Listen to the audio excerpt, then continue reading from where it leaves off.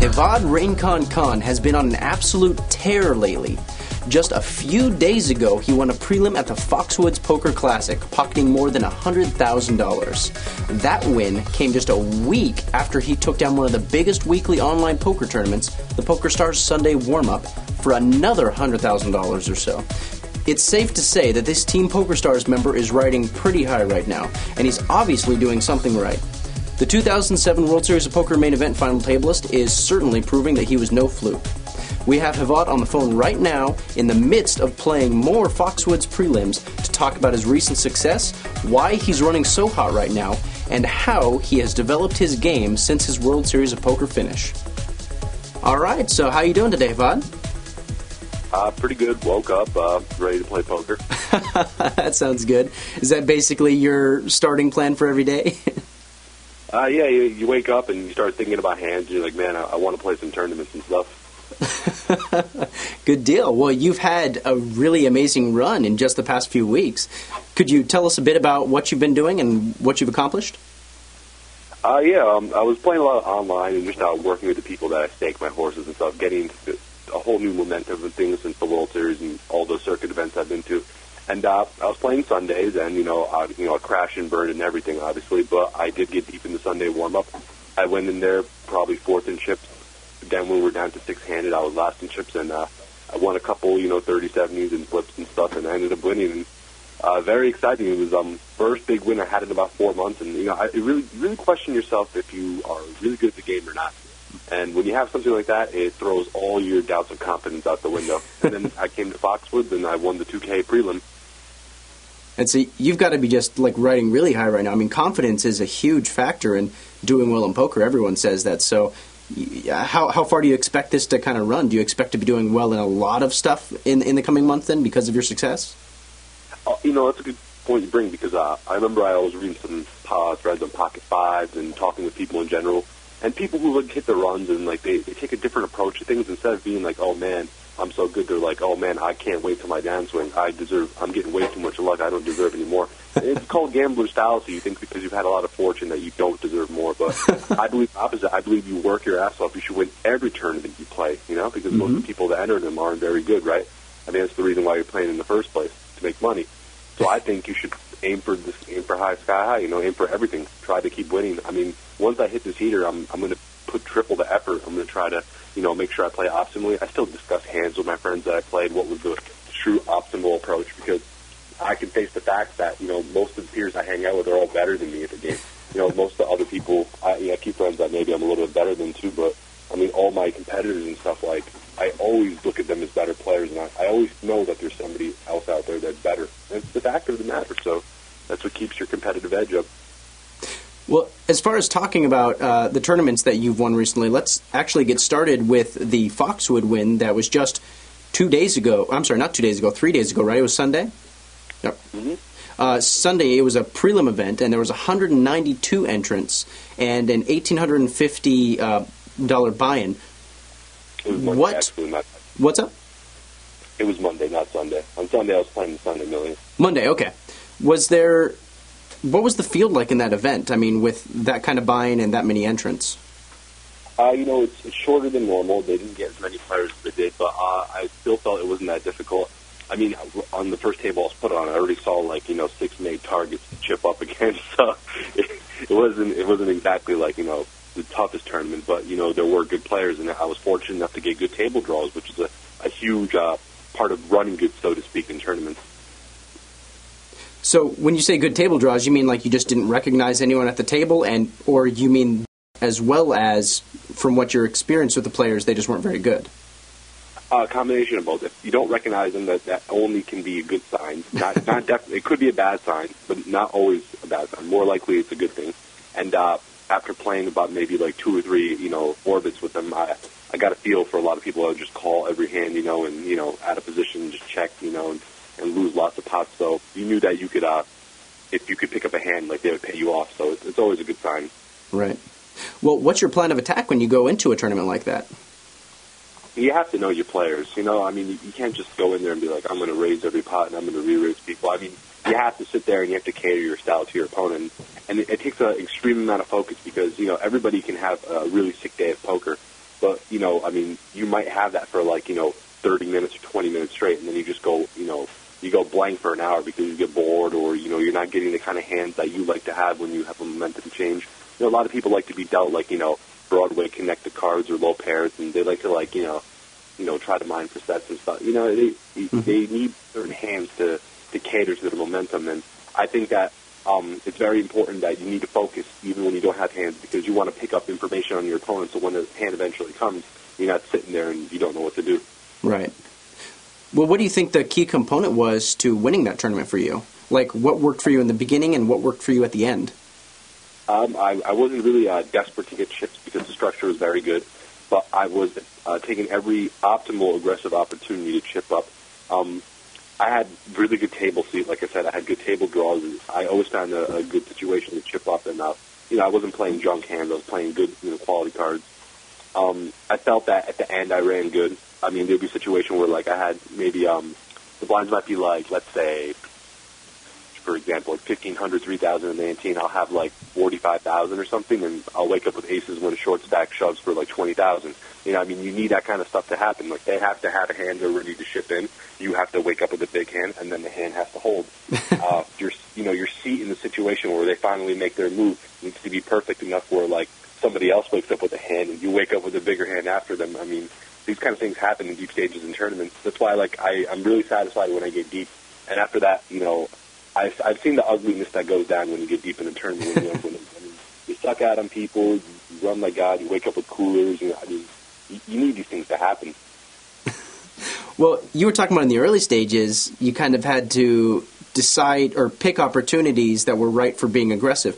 Can you give us an example of what kind of opportunities you were looking for? Well, I was looking for spots where I always had position in the hand, and for example, I guess maybe Binger was on my table. This is a good one. He raised, or somebody would dump under the gun. He would put a raise directly to his left against a relatively weak opponent, and I'd wake up with a king jack or something. You throw those hands away. But when the Binger does that, and I get an ace king or pocket jacks, I put him to re-raise. And then I pick up a nice pot right there. Those are the kind of spots you want. You don't want to be sit there king, queen of clubs is really good, and if you put in the raise, maybe I could flop, a flush draw and outplay him like that. You don't really have a clear thought on what you're doing. You're kind of hoping for a dream flop, and how often does that dream flop really come? And all the other times when he bets into you and you flop a queen and you get stacked by kings or aces or ace queen, right. And all the other times when you hit and then he is going to protect himself and just check fold, and you just got to think about exactly the whole scenario that's going to go down when you enter a hand with somebody in a situation. The way he's going to look at it is you're just calling. I'm going to bet into you. You have to be prepared for your opponent. Maybe Binger's the type that only bets when he hits something after he raises a non-paired hand. You don't know that. You have to watch him play and then adapt. And it's a very hard thing that you can't just say you can do that. People lose focus very quickly.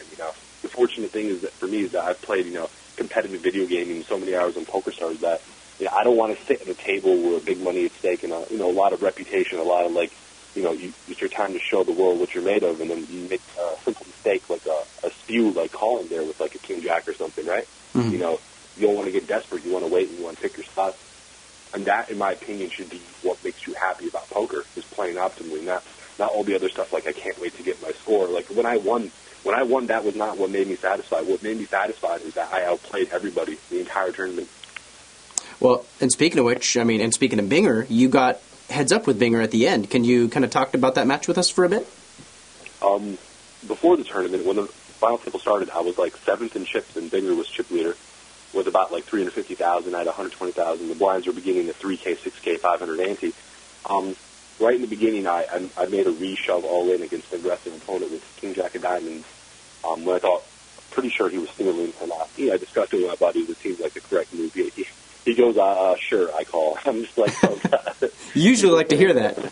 I know. When they say sure, call that jolly at a final table for 110,000, you're sitting there please. There's no way I even have one live card at best. But he had his thing, and I binked the jack in the river, and it was so that was pretty cool. Then after that, I chipped up from 250,000 to about 350,000. I fold around the Binger's button to 4K, 8K, 1K ante. He had about 390K. He puts in a 23,000 raise. I pop it up to 80,000. It's a pretty good hand, and he just folds. He thinks and folds. He gets pretty frustrated about it. Folds back around after some nonsense goes on, and he raises the button again to 23,000. And now I have about 400,000, but he knocked out some people, standards and fingers, and he has 540,000. So we're pretty deep. We're over 50 big blinds deep here, effectively. And he makes it 23, and I have ace queen off, and I make it 80 again. He's just pissed off. It's probably the third time I re-raised him on this table. And he ships it instantly, and I'm supposed to snap call there just because I'm not raising and folding the hand like ace queen. Like, when I looked at him before he raised, he looked like I'm not, like, it was pretty clear that, like, he had a good idea I was going to play back at him in the blind. I just got that feeling, look at him. I've gotten pretty good at, reading the people like that. Mm-hmm. And I'm just like, oh, man, give me something here, and I stack him. And I ace queen. I'm like, all right, this is good enough, I guess. So I put in the 80 raise, the insta snap shoves, and I actually fall for 20 seconds just because I was like, me and him were top two in chips at the point. I'm like, man, do I really have to call it off here? But I'm like, when I play online, it's a snap because, for the tangibility of the money, as fishy as that sounds, you don't want to do it. But I was just like, I was like, okay, I call. And he said, fuck out loud. We may have to bleep that. Yeah, 4-bet shove with that 6-4 clubs. I mean, I like the hand he used to make a bluff on me with there because even if I, what am I really calling with there when he shoves, high pairs and ace-king? Well, 6-4 clubs is totally live against all those hands. It's much better he did it with 6-4 clubs than, like, ace-6 offsuit, right? Mm-hmm. Absolutely. Yeah, and he flopped an open-ended. I flopped a queen, but I held. And from then on, it was just, like, short stackers, doing dumb stuff, and he chipping up with, like, overpairs because they can't fold ace-7 offsuit. And from then on, it was we eventually got heads up. We conflicted a lot three-handed when Baker kept trying to beat on the short stack, and I would re-raise him with pretty good hands and stuff. And we got heads up, and it was probably about 40 minutes of folding back and forth until I raised 7-3 spades. He called out the big blind with 6-4 offsuit. Pretty questionable call, but he told me after the hand was over that he had a bad feeling because it was 6-4 again, just like early in the tournament against me. Flop came out 6-4-10 with 3 spades. He flopped bottom 2. I flopped the flush. Check, I bet 40,000. He made it 140,000. I had $1 million before the hand started. He had about 450,000. Bonds are 6K, 12K, 1,500 ante, so he's about 40 BB deep. He check raised 4 times. And what I know about Binger is when he makes a raise like that, he has it. I mean, he wasn't check raising or anything. He would just like check, or put a small bet out, and then he check raises me 4 times a bet. I'm not a draw heavy board. Like over a third of the stack, I'm just sitting there like, yeah, he's got it. So I just shoved it, knowing I was going to get called. He snap calls the bottom 2. I hold, and there's the win. There you go. Well, heads up is such a distinct kind of poker play. How do you approach a heads up match, and how do you go about defining your opponent? Well, the problem against playing with Binger is why I wanted to chop with him in the first place, but he wanted like a different kind of deal. He wanted to put more money up first and stuff like that. And it got too complicated. I talked to my buddy about it. He's like, just play. It's just going to mess with your mind if you keep trying to chop. And it might become an advantage for him if like he feels the confidence that I want to chop and I want to do all that. So we played it out. Binger doesn't really spew a lot. He plays really solid, so I can't sit there and open every button because he's going to start playing back at me. And then it's going to become dumb if I decide to like shove all in with ace-3 when he re-raises and stuff. I just said just keep it small. I have a 2-1/2 chip lead. Play small pot with him, play position, and eventually I'll stack him. I had confidence against him. I had a good grip on him for like the last 2 days, so I said, whatever, let's just do it. And I picked my spot. I got lucky to flop a flush against 2 pair. I mean, I also got lucky that he decided to play a junk hand like that. I mean, you can say, oh, well, I raised 7-3 suited. Well, you got to look at it this way. I raised that position, and I had a hand that flops well. He called out a position with a hand that when it hits, it's very vulnerable still. Like, I mean, you don't want to go to showdown with 6-4 offsuit, right?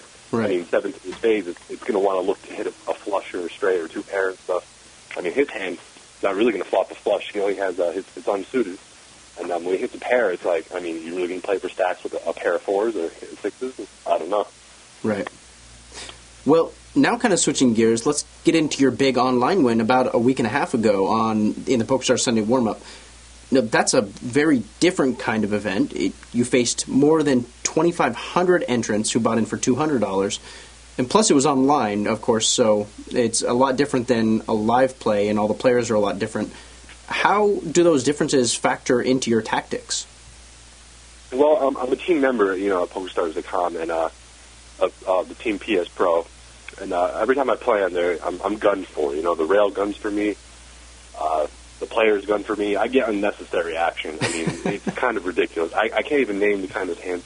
I've had people try to outplay me with 2-7 offsuit for like 200. Just to say they did. I know, just to say they did, and like I end up stacking them, or sometimes they end up stacking me. But it's hilarious. I'm just sitting there like, wow, it's a completely different game, and I like it because of the challenge that you have to change. You don't play a standard game anymore. I got a lot of action in that tournament. I went in there playing my normal game. Situations happened where I would get aces against queens deep in the tournament. I got jacks against pocket eights, win another big pile hold, and when I got deep, it's just gradual chipping up. People knock each other out. There was a situation in like 2 orbits where I woke up with like 5 overpairs, and I kept chipping up and picking up against re-raises. These things have to happen, I mean, otherwise, if you go like 3 or 4 orbits where like you don't pick up any hands, you lose that many worth of blinds and antes, and you put in a couple raises, people shove on you, you have to fold, or you call against a short stack because you have good odds with like ace 8 suit, and they have ace king and they hold, and like that hurts, Mm-hmm. So I was lucky enough not to have to do that. I was lucky enough to pick up overpairs, so where I was continuously chipping up. And then when I reached the final table, it's no holds barred, because with that structure, it's so quick. And the average stack compared, to the blinds gets so thin that, even though I was 6 and chip 6-handed, I was still like, maybe 2 decent-sized pots away from the chip lead. So, it was anybody's game. Well, and you said that you basically have a target on your back throughout this entire tournament, but yet you still kind of played your normal game. So you don't tighten up at all, considering that you're going to get back at a lot more loosely? No, not really, because even though I have a target on my back, there's only so much they can do when they're targeting me. That just means I have to tighten up in some spots. I don't have to like be a rock or anything. Like I think I see like some pros on different websites or some other Team PS pros just take the overall tight approach because I think like everyone's just going to try to like take their chips and stuff, because they're Team PS pro. But I think people try to play real poker too. I mean, do you really think people are out to gun there just for me, and they're putting their money on the internet site just to like that beat me or whatever? I mean, sure, some people might be, but I think people put money on poker sites with the intention of winning money. They might be more aggressive towards me, but you got to keep in mind, like, just because somebody may have animosity towards you doesn't mean they had animosity and then condense that energy into like just playing really good poker and showing people that they can competitively beat me. You have to figure out how like unique that person is that's trying to go after you. And if you can, it's a good thing because overall they're taking an aggressive approach against you. They're not going to be tight. They're always going to be aggressive. They're going to be aggressive stupid, or they're going to be aggressive competitive. Good point. Well, are you planning on hitting any of the EPT events? Well, there's only one EPT event remaining in the season, the Grand Final. Were you planning on heading to France or no? Oh, no. It's more important to me that I take down the Bellagio 5-star. I told myself like 2 months ahead of time that it'd be my dream to final table that and win that. That tournament means more to me than the World Series of Poker. I want to take down the WPT Championships. I saw last year either was Juan Carlos Mortensen, Phil Hellmuth, and Sorrel Mizzi, and that's just, and Z Justin was deep too, and I was like, that just seems like such a sick opportunity. I was like, show everybody what you're made of, make some sick plays, like, get some good poker down, show Pokerstars what I'm about, that I'm not some monkey, show them that, like, I can make it happen. I was a kid with a dream, but now I've matured a lot, and I'm ready to show the site what I'm made of. Well, and is that because it's the WPT Championship is more like a pros tournament, whereas the main event is more like an everyone tournament, and you want to be able to prove that you have what it takes to take it down with all the pros? Yeah, it's in my opinion, it's the second biggest. The World Series of Poker main event is obviously the tamale, but the WPT Championships, it just has kind of a, I guess to say, it's a different feeling towards it. I don't know. I would like to give it a shot. I didn't play it before. 25,000 buy-in. The Bellagio is a great casino. It's an opportunity. I want to make it happen. I think it means more to me than a World Series accomplishment. Because if I got another World Series accomplishment, I've already had that. Right. World Series final table. Now I want WPT accomplishment. Well, so what does your poker schedule look like then? I mean, how much do you play live versus online, and how many live tournaments do you play, and how much cash do you play? I put a lot of volume online. A lot of people be like, oh, why would you play online when you make so much more live? And I tell them because the games both complement each other. Your online game, you play at Pokerstars. You learn, you keep your mechanics down pat. When you play a lot of live poker, a lot of people get into the habit of playing how the table plays because it seems that other people at the table are running better during a short period of span, short hands of time. The variance gets to your head because you're seeing less hands. And they also play a lot more scared because they might be embarrassed of doing something that they normally would do online. So online complements your live game, and that keeps your mechanics up. On the flip side, live complements your online game because it increases your focus to play less tables. So they're both necessary, in my opinion, even though online is less money. It's going to help me. And I told myself when I go back home, I was at LAPC recently. I left halfway through the circuit because I was playing like an idiot, and I was playing the preliminary events, and I was like, what am I doing here? I need a break. I took like 2 months off, played a lot of online, got the warm-up score, packed up, went back on the circuit, So that's all you need, You need to keep your mechanics up. Okay. Well, and what about cash games? Do you not play cash games at all then? I don't have an interest towards cash games. I did try them out like 3 months ago. Played $2, $4 on Pokerstars, the 6 max games. Very, very nice games, nice tables, very fast hands played and stuff. But, I don't like it. I was playing it like a tournament. I kept trying to put people all in. It was just really stupid. Yeah. I made money, though. I made money off of them. I'm a consistent cash game winner to mistakes, but it just, there's not the accomplishment of the win. A cash game player takes his happiness in the fact that he's sitting in the game with players he knows he's better than, and he wants to get a high volume of hands played. At the end of the day, he just has a win rate. You don't get the high fives from people. You don't get the, you're the man, you're the player of the year. You don't have any of that. Tournament poker is way too exciting to pass up. Yeah, I mean, a lot of poker players by nature are just very competitive, and you can't really express that competitive nature as much in cash games. You're right, because there's not as much reward at the end aside from what's in your bank account, which not a lot of people see. Right. And I'm pretty sure cash games are more profitable in the long run if you were to put an equal amount of effort and ability into it. But, that doesn't do it for me. It's the excitement. That's why I play in the first place. The second the game stops becoming fun, I quit. There you go. Well, since your World Series of Poker main event final table, what steps have you taken to improve your game? I mean, you talk about playing a lot online to kind of hone your skills, but how do you hone your skills online, and what other tools do you use? Oh, for right off the bat, all the tournaments I play online, if it's anything like a $200 buy-in or less, I'll buy in. But if it's like 500 or more, I'll satellite in because I want to keep the consistency. I don't want to get anything over my head because I have a $200K month or something. I qualify into all my events. I play the steps to get into the World Series of Poker. Pokerstars is a really good system. I actually have a bunch of tickets into Step 6 that I won through Step 5. And I play the tournaments. I play 3 or 4 tables. I use the instant hand history at the top left to make sure I look through all the hands in case I was busy paying attention on one serious hand on the table. They have 2 of the tournaments up. I look at it, I'm like, oh, wow. We'll say, for example, this player, Fizzy 55 has been very active, raising the button a lot. I'll remember next time I wake up with a suited connector or something, I might give him some action. If the blinds and antes are big enough to justify, is the juice worth the squeeze, Mm-hmm. So I'll put in some aggression and stuff like that. If the guy's been kind of tight, maybe I'll put some more aggression on him to get him to loosen up, get him out of his comfort zone. These kind of things pop up when you notice who's playing what, table flow, player tendency, and that's what I'll do when I play online. I respond to the Railbird chat too, of course, just to let them know that I'm not some kid just sitting there I'm just a pro, leave me alone. No, I react with the players. It's very good, keeps everybody excited, keeps the game happening. So there's a little bit of excitement at the end of the day when you're at the final table of a $150 tournament. You don't want to sit there being like, oh, I'm only playing this for money. You want to be like, I'm the winner too. Okay. Well, so in your opinion, the Steps tournaments on PokerStars, those are the best qualifiers to get into the main event this year, you think, as far as PokerStars' offerings? Absolutely, because it's there 24/7. So whenever you have time, if you work for a job on the side, you start from step 1. Maybe after a month, you can build up a lot of tickets, and then you can start at step 6. And that's the best way to do it. It gives everybody opportunity. And the things I've done to improve my game in general, aside from that, is I save my hands and I discuss it with my friends. And I don't ever let the people think that I can't believe you told me that play was bad. I try to figure it out. It takes time to lose your ego in this thing because everybody at the same age wants to be that kid that's a known star. But in the end, what you have to realize is nobody cares about you. Nobody wants to see you do well. Nobody wants to see you succeed in life.